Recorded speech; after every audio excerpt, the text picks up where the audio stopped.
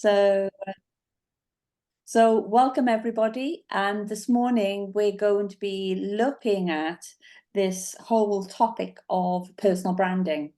And I'm really interested to know before we start where people are at when it comes to personal branding. So where are you at in your business? Where are you at? Are you in the doldrums after the new year?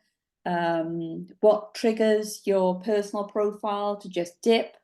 What are the demons that stop your personal profile being seen? So um, I'll just share a little sort of personal story of what happened for me over Christmas, and it's quite a personal story, because I'm sure a lot of you can relate to the energy that sits around our individual personal brands. So for me, Christmas was really busy. We're now on the 8th of January, but leading up to Christmas, I decided to decorate the house from top to bottom. Everything that was is no longer, and it's all different, which involved far more than I ever thought would be, because Nikki Bright, the amazing interior designer, came around. She said, why don't you just sell everything and just buy everything new? Which also meant then that I was emptying the house and selling everything on Facebook Marketplace. Decorating every room, and it's not as easy as that, because you've got to pick your colors, pick your wallpaper, all that kind of stuff. And then I didn't realize that, perhaps some of the rooms would need redecorating because I didn't like what the decorators did, and then all the cleaning up. And that was all before Christmas. Yeah. So, and then all the furniture deliveries started to happen. Then we had replaced the fire. Anyway, I could just go on and on about that. It was a major task. But what I hadn't considered is the impact that would have on my energy. And then Christmas happened, and we decided to have friends round and cook Christmas lunch ourselves, which again, then I have to go to a completely different level where we start eating. You can imagine what this meal was like when we started eating at 3 and didn't finish till 8 o'clock at night. So you can imagine how much food preparation went into all that. And then my son came home, and my son has cerebral palsy and severe learning disabilities, and it was managing the dynamic of that. And it really all knocked me, because it knocked my energy. And I just wonder, I'm really interested to know where your energy is when it comes to your personal brand, because all that knocked me, my energy. Then when my energy is knocked, it knocks my confidence. And then when my confidence is knocked, it knocks on to other things. So much so that when I went shopping then for some new clothes, for thinking, well, nothing seems, I'm now 63 this year. I can't believe it. I can't believe I'm 63 this year. And I keep thinking, what do 63-year-olds wear? This thing keeps going through my head. What do 63-year-olds wear? And then I end up going into a shop and coming up with nothing. But in the process, I will have exhausted myself, having tried the whole shop on for 2 hours, and come out with diddly squat. Or I've brought something out knowing I'm going to take it back because I just felt so embarrassed not to buy something after trying on so many clothes. So I know for me, my energy over the Christmas period took a dip, and lots of things seem to have impacted on my energy and my personal brand. But I also know that when I get into a slump like this, I almost come up almost like a screaming warrior, because I'm good to go. Then it's almost like as though I've done this pity party for too long now. I've got to sort out my shit and get out of this hole. And some of you might be feeling like that approaching the new year. But I found a footing, and it stemmed from. And I don't know if, again, you can relate to this. I do not follow the UK fashion style. I've just realized that, because I've always done all my shopping in America. I've always gone to America and done a big shop, whether I've gone to New York or Boston. I've always done my big shops there. And so over the years, I followed different fashion icons and also the shops are just so different. So it's a realization, hang on. And when I start looking at what the American women are, how they shop and put their wardrobes together, so this feels like as though it makes more sense. Even so, I had my husband sit down and say, you tell me British women that look really good in the workplace. You try and find me online British women that look really good in the workplace. And we were online, apart from Rachel.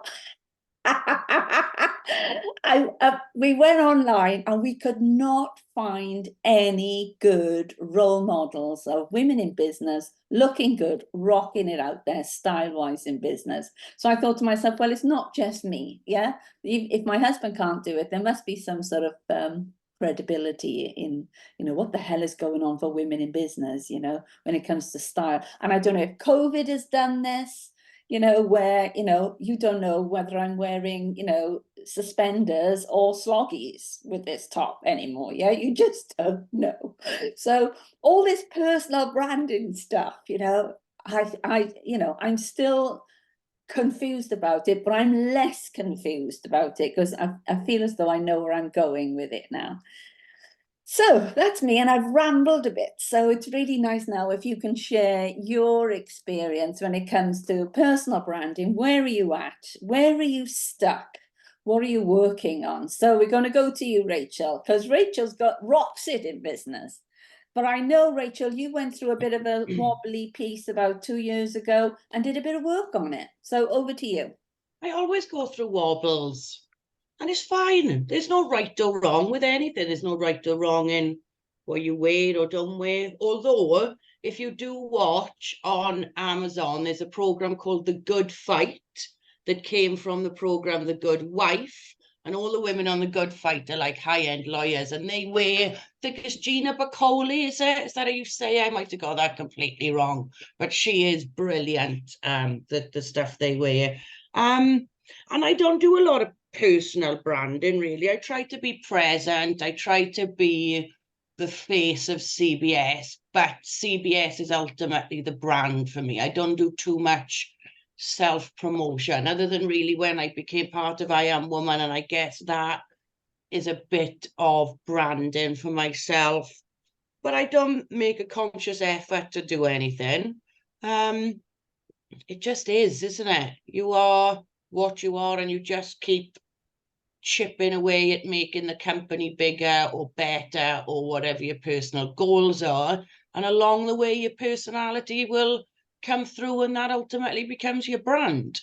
I mean, you could argue, I mean, I looked at it years ago, is it the Daniel Priestley one, become a key person of influence, and that's becoming an expert in your field, isn't it?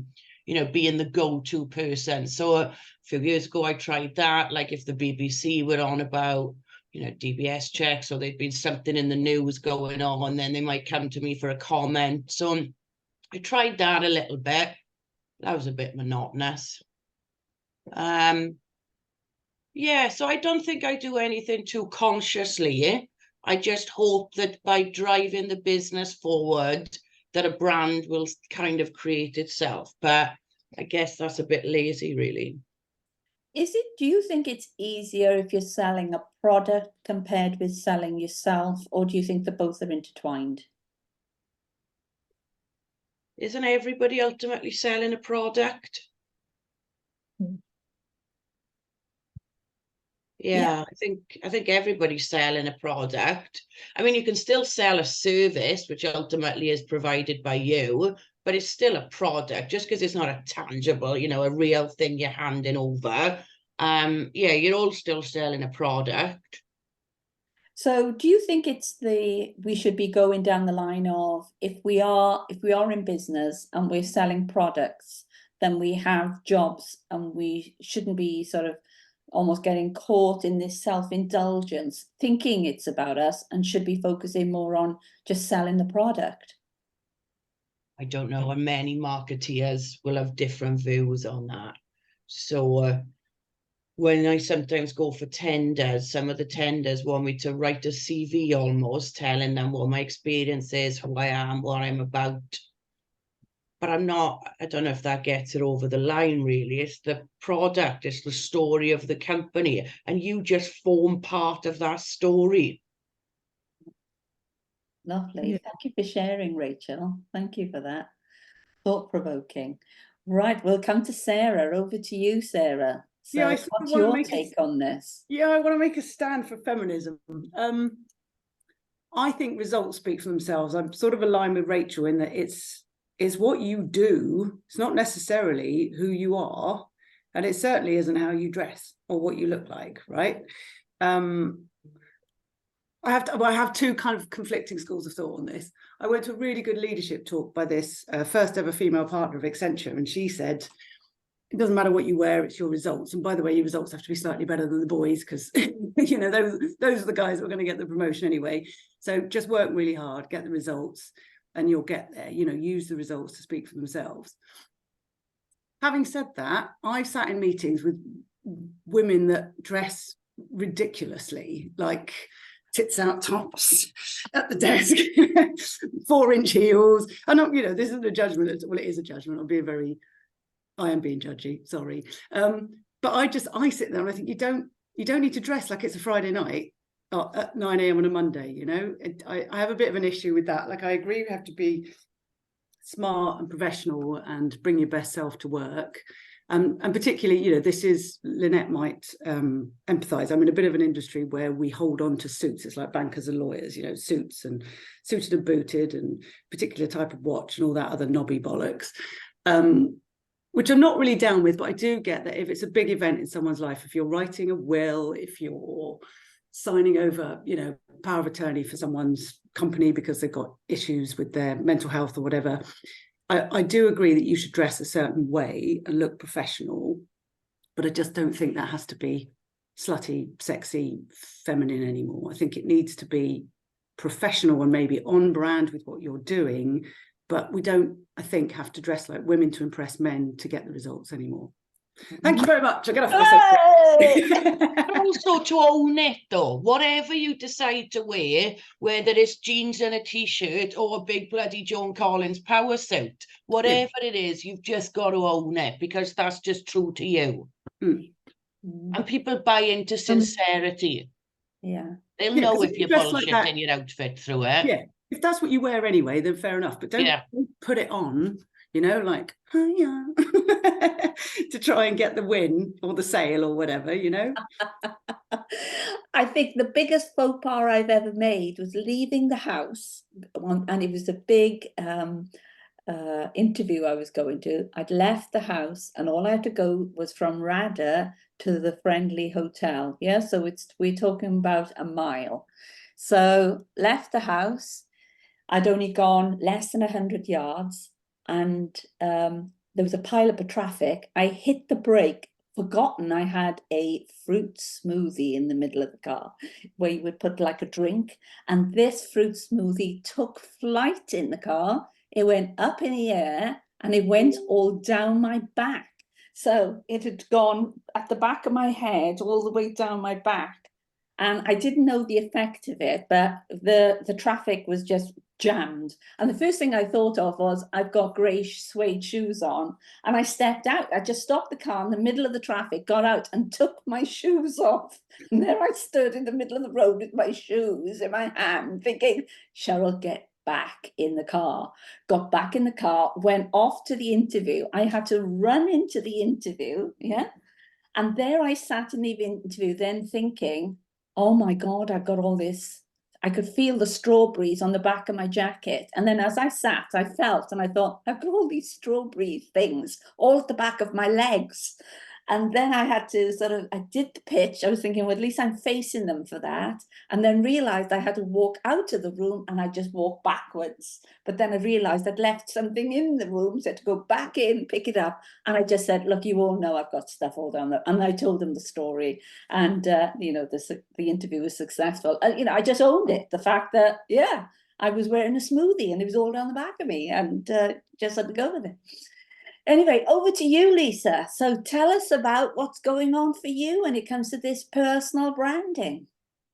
I think, like I've said this before, that I thought that I had to be this professional person, and like I've spent my life bringing my kids up, so I've never worked in like the corporate environment. I've worked in hospitality, which is where I obviously get my people skills from. But I think for me, and like, I know that you know this story, Cheryl, like the realization for me is when someone was like, I'd rather pay you £2,000 for a website than that company, because you got an ironing board behind you, because you look like a real person and they are a faceless company. But I think I do like to have my pink things, especially when I go networking with my little pink bag and things. Even sticky notes are pink. Yeah, even my sticky notes are pink. So I am known for my pink. I think when I wrote on, I got like a business group, and I wrote on there like, what are you known for apart from your business? And every single person wrote eating out. So I think I'm more known for eating out than I am for my business. But I think that that's why people work with me. Like, I don't generally work with bigger companies. I just generally work with women one-to-one. Yeah, like they might have larger like larger businesses. But I think that people feel more comfortable and working with me because I'm so approachable and friendly, and I just own that now, Cheryl. Thank you for that, Lisa. And coming to Alfia, I was thinking about you, Alfia, last night, and because I was on Saturday, I bought a KitchenAid and then realized I'd bought the wrong one, and went online and had a look on YouTube and looked at a lady. She was a cupcake lady, and she'd done a feature on a KitchenAid, and she'd had something like 570,000 views of her piece that she had done on YouTube. And it was quite a simple piece. And I was thinking, I've got to speak to Althea about this, because you know, are we overcomplicating how we're doing our marketing? Because these ladies rocked it on YouTube, and it was quite a simple piece of film that they did. And they're obviously making a lot of money on YouTube, doing a lot of simple stuff and pulling in a massive audience, absolutely massive audience. So over to you, Althea. Tell us what's happening for you when it comes to this personal branding. What I just wanted to say, just listening to what you guys have been saying, there's a difference between branding and personal branding. And coming from a marketing standpoint, because that's my study, that's my area, personal branding is more about your value, your skill, your expertise, your personality. It's really got nothing to do with what you wear. But branding have to do with some of that if you are heavily branded product or service. So say, for instance, Rachel, you have a CBS. You wouldn't use a lot of personal branding. You wouldn't need to. I work with a consultancy firm, mechanical and electrical engineering consultancy. So kind of like the same business you do, but they all, it's more advice and expertise rather than selling a physical product. And they do ask for CVs and attenders, just like yours. I write a lot of CVs. I edit CVs of mechanical engineers.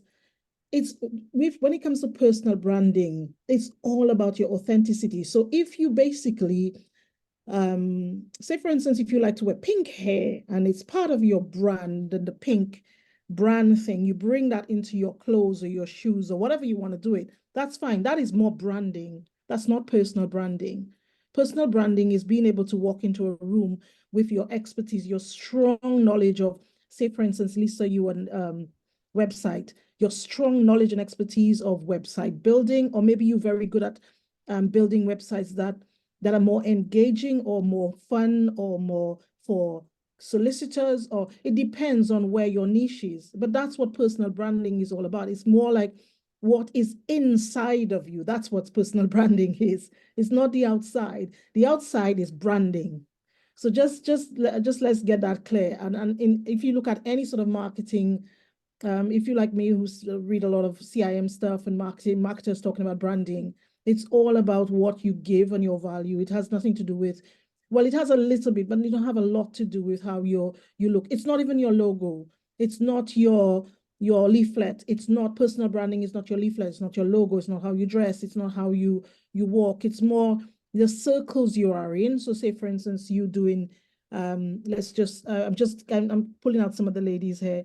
If you're doing Wales, obviously you'll be in a circle of a lot of maybe lawyers and and these kind of professionals. So your branding, your company would match that with the way you your peer or whatever, that's branding. But then your personal branding is if you say for instance, you have something like something specific about your will, and when you're writing wills, we make it fast, or we make it better, or we make it quick, or we make it, that's a company's personal branding. Now, you as the chief executive, your personal branding is you matching that personal branding with your company's personal branding. So say, for instance, you turn up on time, that makes you look credible. You give them the correct law you quote the right law. I'm just making it up here, sorry. You use the right law, that makes you look credible. You tell them the correct thing, because I'm assuming, with last will and testimony, Lynette, everything has to be correct, isn't it? You can't have like wrong information. So that is a key part of your personal branding. You're giving people correct information. Look at Apple. Apple is not about, Steve Jobs don't walk about, this is not about him looking good when he was there. It was all about the fact that Apple offered this unique quality in their iPhones and things. That was their personal branding. So just be careful not to mix the two, because they're quite separate things. Apple does the external branding by making sure the Apple is everywhere. It's the same color everywhere.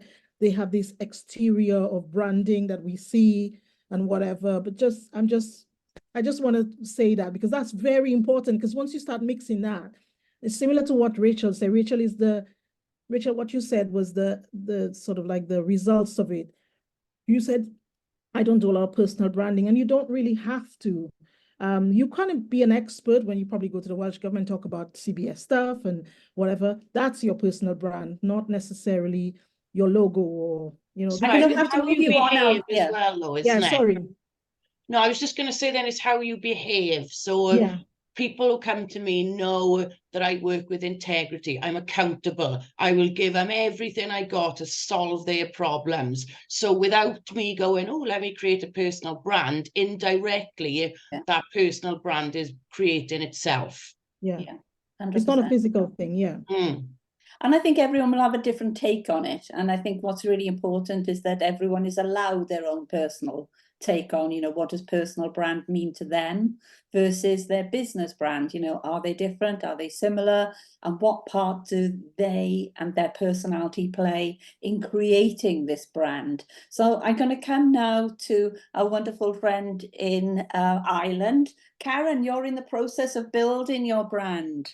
And I noticed you sent me a message saying, I'm in the middle of rebranding and exploring a name, and sent me through some ideas. And I immediately jumped onto Google and started studying stuff related to it. So where are you at with that? And how does this personal brand link in, or do you see them as one of the same? I think for me, personal branding was always your reputation. It's what people say about you when you're not in the room.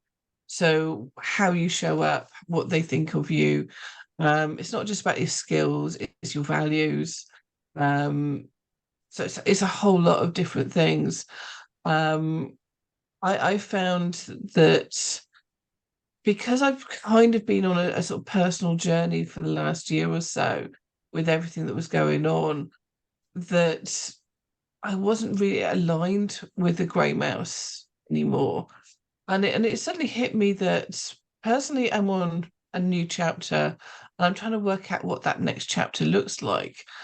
And I kind of felt that with what I do, one of my goals for this year is to get my NLP stuff sorted out, do the RTC training with Marissa Peer. So I become an RTC coach as well as a hypnotherapist. So getting people to look forward as well as backwards. There's a module there on grief that you can take to add into your skill set. There's a module on anxiety.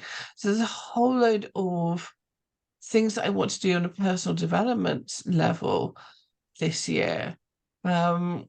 And it was just kind of looking at, I'm trying to create my own next chapter, but as I do so, I'm taking other people on a similar journey. And that maybe once I'm at the other end, then that's something I can help people with, because as I share my own journey, then people can actually tap into that as well. and either be inspired by it or just think, no, what the hell she's on. So at the moment, everything's up in the air and everything's up for negotiation. And part of me is, do I retire? Do I semi-retire? Do I just have a business? Do I not have a business? So I think for me, everything's just in a state of flux at the moment. So I'm just open to the possibilities. I'm just putting it out there into the universe and just see what happens. I just wonder as well, with our brands, if we should keep them in a state of flux as well, because you are ever evolving. Because I Am Woman has been established now for 12 years, the I Am Woman brand is strong, but it has developed over those years with perhaps different colours, different fonts, and all that kind of imagery change.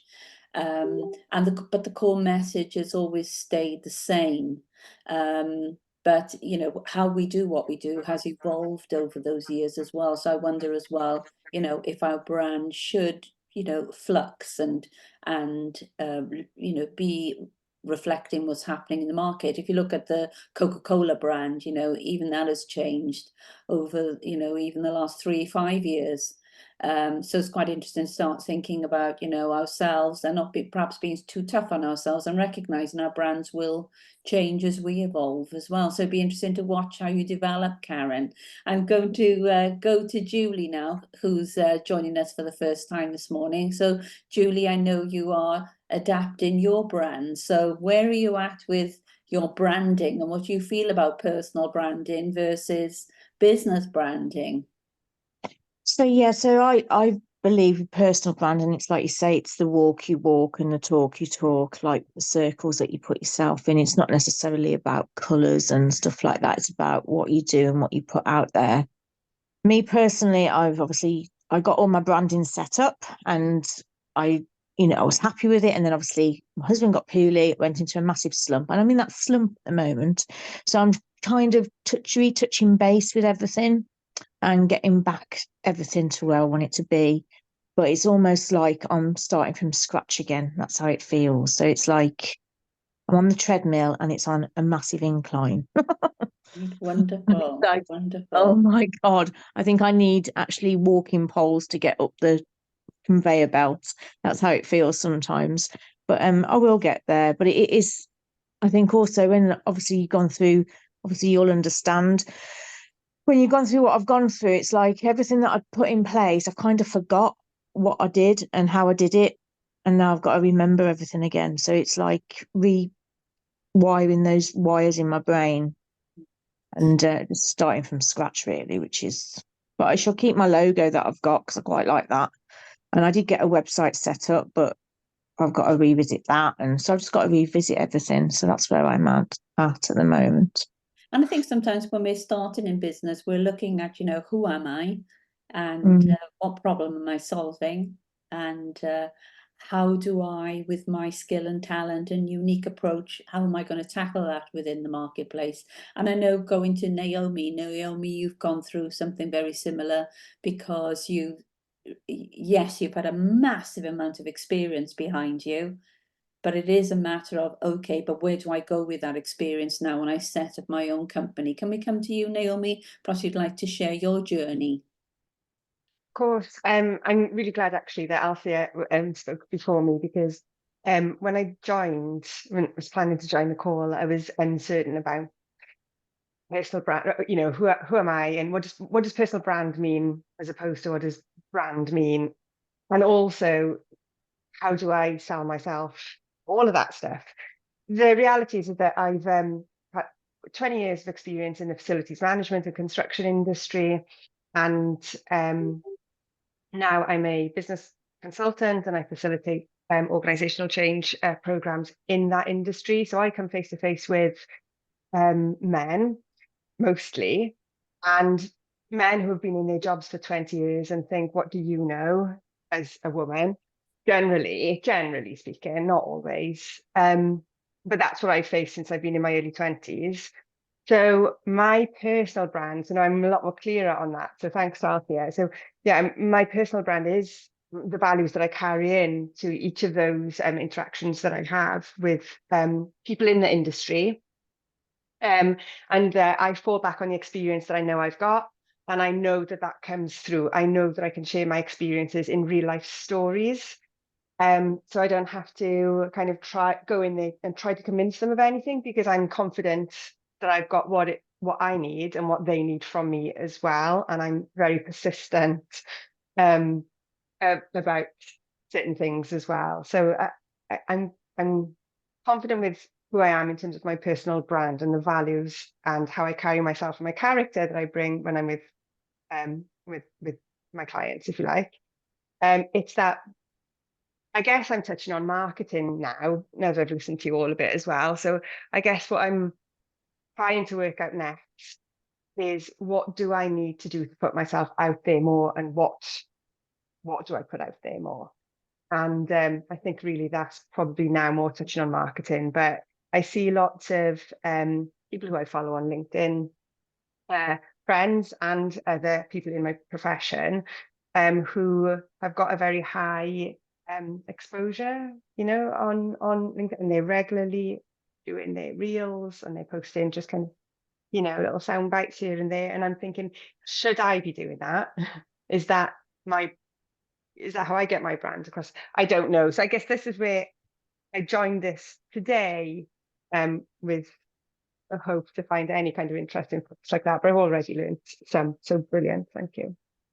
And, as Althea said, we can get so confused between this personal branding and exposing ourselves out there, putting pressures on ourselves, thinking we've got to do everything that somebody else is doing.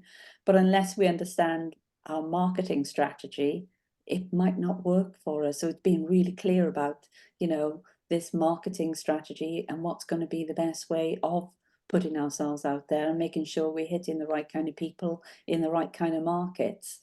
So perhaps our next topic should be on Iron Woman Hour, marketing and putting marketing strategies together, because it spins quite nicely off personal branding.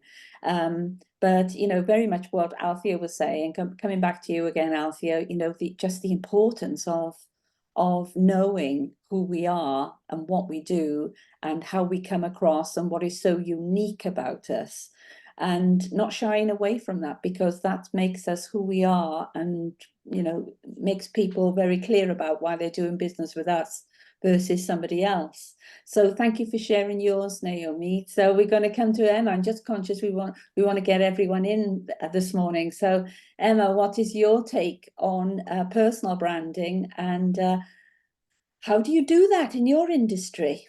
Yeah, it's really interesting for me. I'm pretty new to working for myself. I've been in academia and education for the last sort of 25 years. So, when in the university, I would never be able to go to work unless my hair was immaculate and I had sort of jacket and shirts on, and I could wear jeans and things like that. But I suppose now I'm out and about and working for myself. I'm in unknown territory, particularly in the world of Zoom. I would never ever previously have got my running kit on. I haven't been for a run yet, but I've been out for a walk with the dog. So I find myself in limbo a little bit. I have been quite brave. Just before Christmas, I've signed up with Lisa to do my website, because I'm still working within education. I specialise in youth work and young people. So still working within education, but focusing a lot on leaders and managers now, and how they can improve outcomes for young people. So I've still got that sort of corporate image, but my brand, I suppose, is my knowledge, my experience within the university.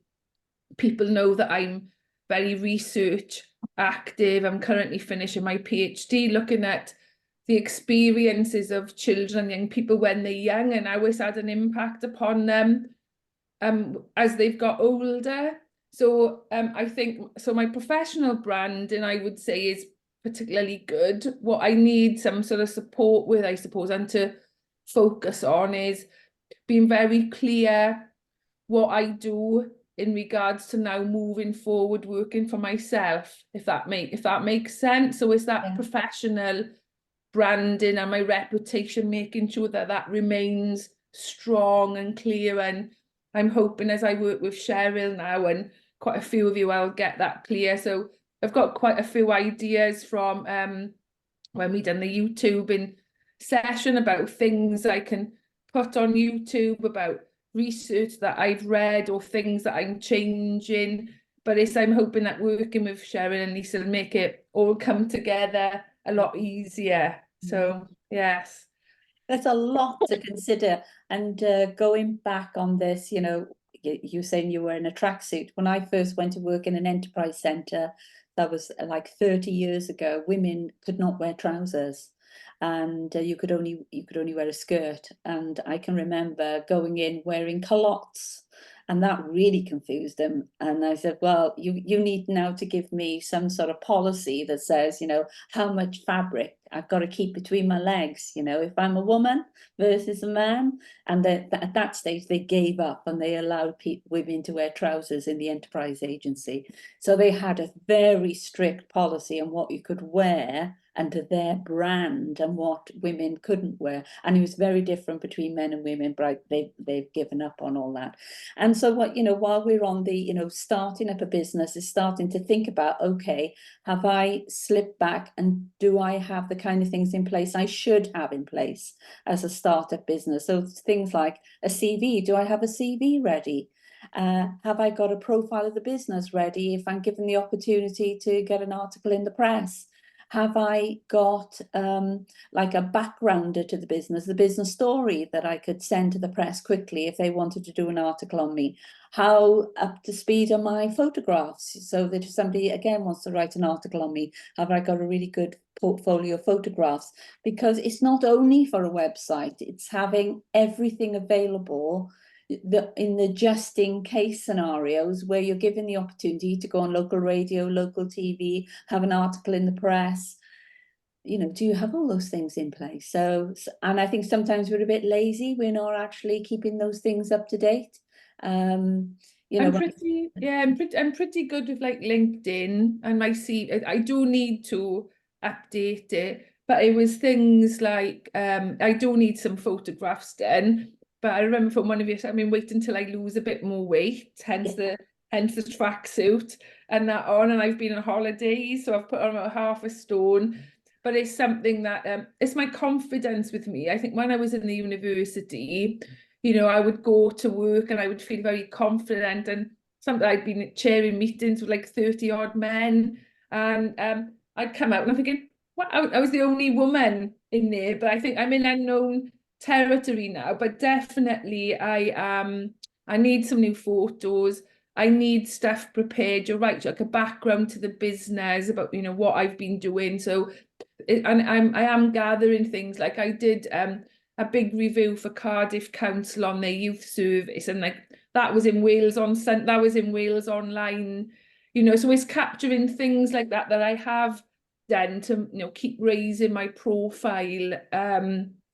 Yes, as one of this, so I suppose as one of the experts that focus on young people and youth work. And I think what makes me sort of different is that I am heavily involved in research as well. And I think that makes me sort of stand out from the crowd, from some of the other consultants. So I've made some notes about that, and I'll start pulling them together ready for when we meet. And you know, I'm looking at Karen online now because I got all your photos up on top. And if you're writing a book, you're going to need all these elements and very quickly. So Karen, perhaps you can you know, give us just a few brief words around, if people are writing a book, what parts of personal branding need to be worked out and put in that book. I think if you're writing a book, then it literally depends on the book. So if it's about your business, your introduction should then be around where your expertise is, what you're doing, what the book is about, what people will get from it, but also why they should buy from you. Why should they buy this book from you? When you look at what's his name? Stephen Bartlett? That's what Stephen Bartlett, his CEO book. he just did an introduction, and it just showed all these different things, and then he explained what the book was about, how it came about. And it was a very simple book. It had a very simple flow to it, and it was just 33 lessons. Very simple structure, but it had that at the very beginning. Why should you buy from me? And that was actually quite important, because nobody had heard of Stephen Bartlett before, and all they saw was this book is in the sort of charts. Don't know who it is, but it looks quite good. Let's have a quick look at the first thing. You've got that option of the preview. If you can show within that preview why people should buy this book, then people will actually buy it. And people buy from people. If people are recommending it and there's reviews in there, that helps as well. So if you've got advanced copy readers or beta readers who've given you some feedback that you can actually put into at the beginning of the book, say, no, this is so cool, this is good, this is person's expert. That social proof goes into it at the beginning. It's really important. But before you even do your book, you need to have an author platform. And an author platform is just your social media accounts, your website, and your email, because people need to know who you are before they buy from you. I had somebody that I'd followed for absolutely ages. She published a book, and she published it on the 1st of January. She contacted me on the Saturday before, so 2 days before she planned on publishing it, just for some advice, and it was just like last minute. But one of the things I said to her, if you want a bestseller, you need to know how many books to sell. So we hopped on to the website which showed you that, saw how many books she had to sell.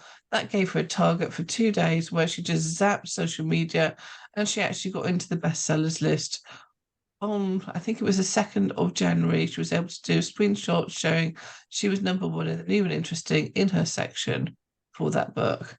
And of course, social proof, again, really, really important. So yeah, personal brand, very important. Author platform, even more so. Thank you, Karen. And last but not least, Lynn, we have got you this morning.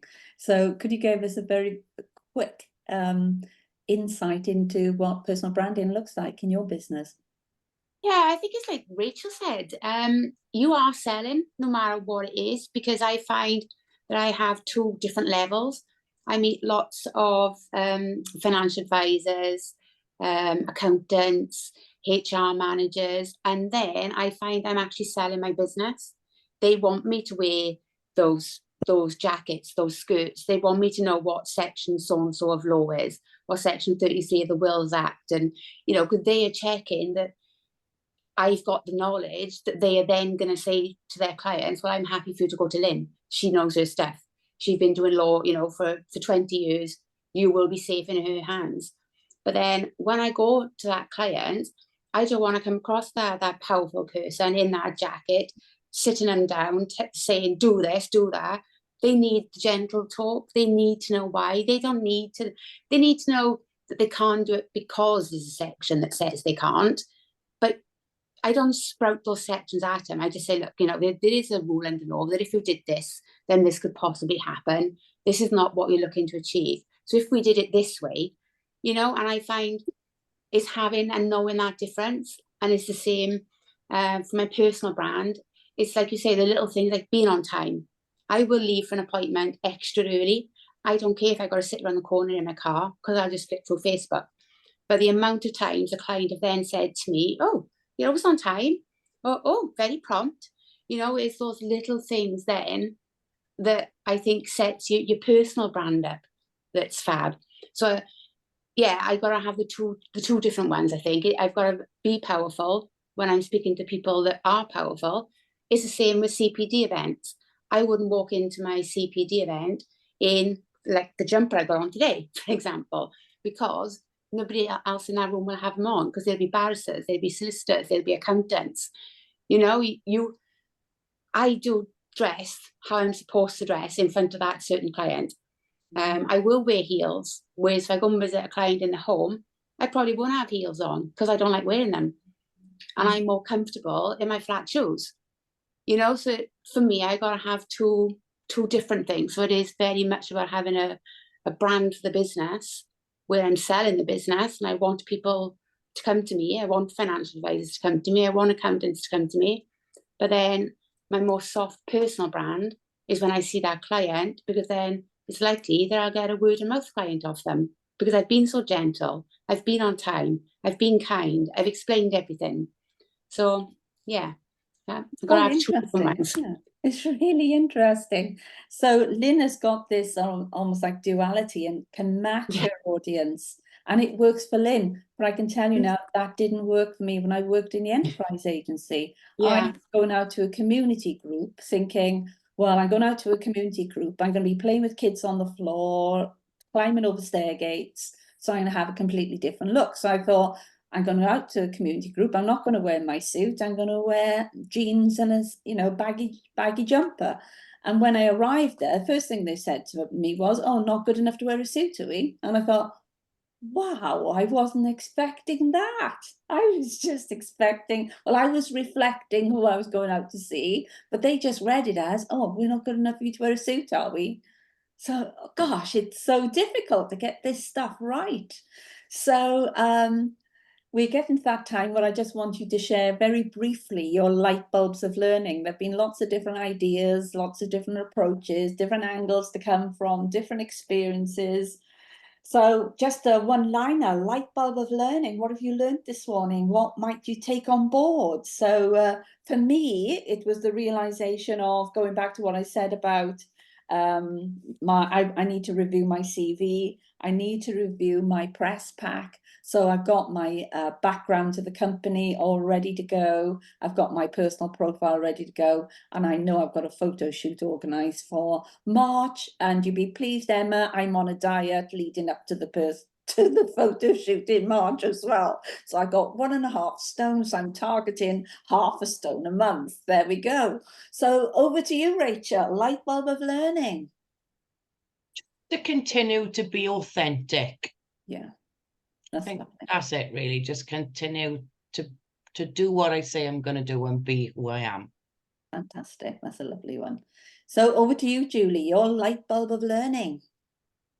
Yeah, the same really. Just know who you are, know who you can help, and just do what you can to get yourself out there. Fantastic. Thank you. And over to you, Sarah. Yeah, I think it was a little bit the lead into marketing. So to see how this all flows into marketing, I'm going to be really contentious. I don't really believe in marketing, so I'm going to get beaten up by Althea and co. But yeah, it would be good to see. We all need to put ourselves out there more and to be doing more of what we do. So yeah, it'd be useful to follow up on that. Yeah, and I'm a bit like you, Sarah. I am so fed up of receiving daily emails off people. I'm thinking, what is this all about?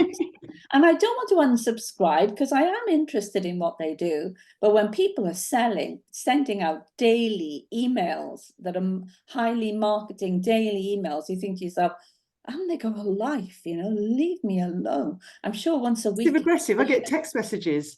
Where are you? Where have you been? We miss you. I'm like, go away. What's that all about? I don't know you. Stop hassling me. It's harassment. It's not marketing. That's harassment. Over to you, Karen. Light bulb of learning. I think for me, it's almost like having the permission to evolve and to change what your brand is. I know Coca-Cola haven't changed, but they've got different brands and different umbrellas, and they keep buying different brands. And yes, they change different things. They'll change the bottles, but the colours always stay the same. So you always know it's a Coca-Cola product. But for me, I think as a personal, I'm continuously evolving, and it just that should be reflected in the branding that I do as well. But yeah, the next chapter is going to be an interesting one. Way fantastic. I can't wait to see it. And over to our pink website, Wonder Woman. What is your light bulb of learning? I think it's what, like Alethea said, is, everyone knows my personality and all that side, and it's putting my skills and that type of thing more out there. Because I don't do that enough, because I'm always like, oh, am I good enough, that type of thing. Whereas then everyone says to me that they can't believe how good I am. So I need to just get that out more. And I must add into the conversation about your daughter. Your daughter is just incredible. She's just incredible. I mean, it's so wonderful because Sapphire is going to be telling us at our next live how we're going to put our brands across on TikTok. Can't wait. And that was an idea that came up via the last Iron Woman live. She's going to sell how she does TikTok. Fantastic. So thank you for that. So over to you, Naomi, light bulb of learning. It was just the clarity for me between the personal brand and the business brand. And that gave me confidence in my personal brand, actually. So I'm cool with that. And now I know that I need to focus on business brand, and that leads into marketing. And it's a starting point for me. So great. And we need a catch up. We need a catch up. Fantastic. Over to you, Althea. Althea, light bulb of learning.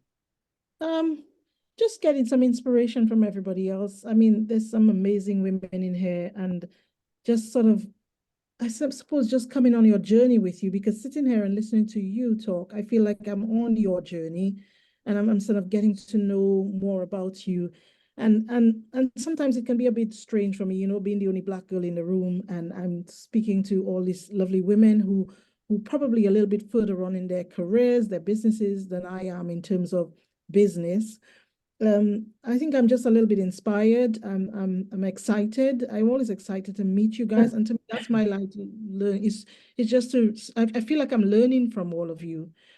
So I do think, yeah, it's that's what I enjoy about it, Cheryl. That's kind of where I'm at. Fabulous. And for those people who haven't met and had one-to-ones with each other, do drop your personal information in the chat box, for people to hook up with you as well. So over to you, Lynn, light bulb of learning. I think for me, it's going to be to concentrate more on my personal branding. I've just never did it. I've been in corporate all my life, don't know anything different. I only ever know how to meet other, businesses really. But so yeah, I think doing more of the personal branding, I think. Right, lovely.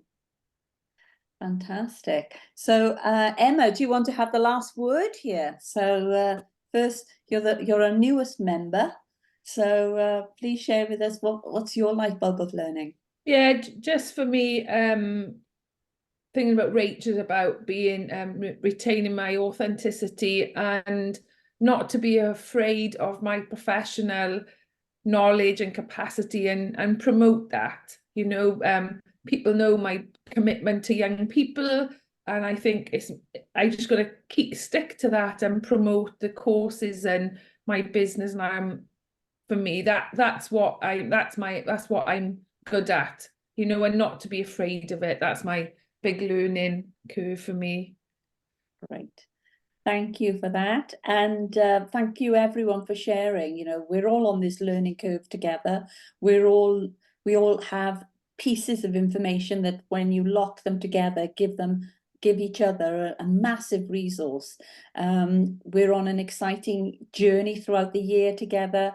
I'm really excited to get alongside you, to see where you're going, to just learn from you. As you said, Althea, we're all at different parts of our journey. Some of us have got a massive experience, some are just starting the journey, but we've all got experience in different things and doing different things. So I'm really looking forward to the year ahead and just growing and having the opportunity to grow alongside each other. Today has been about, discussing everything around personal branding. And next week, I think we'll have a little look at marketing and just explore, how we're all setting ourselves up for a new year, new thinking, what our goals are, and how is that going to translate into marketing.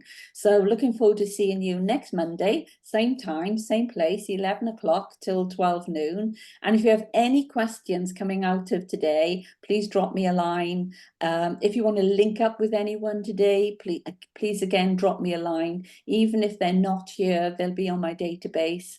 And yeah, we're in for an exciting ride together throughout the year. So have a great week, everyone, and look forward to hooking up with you soon and wishing you a great, amazing 2024. So cheerio, everyone, and look forward to hooking up soon. Bye now. Bye-bye. Bye.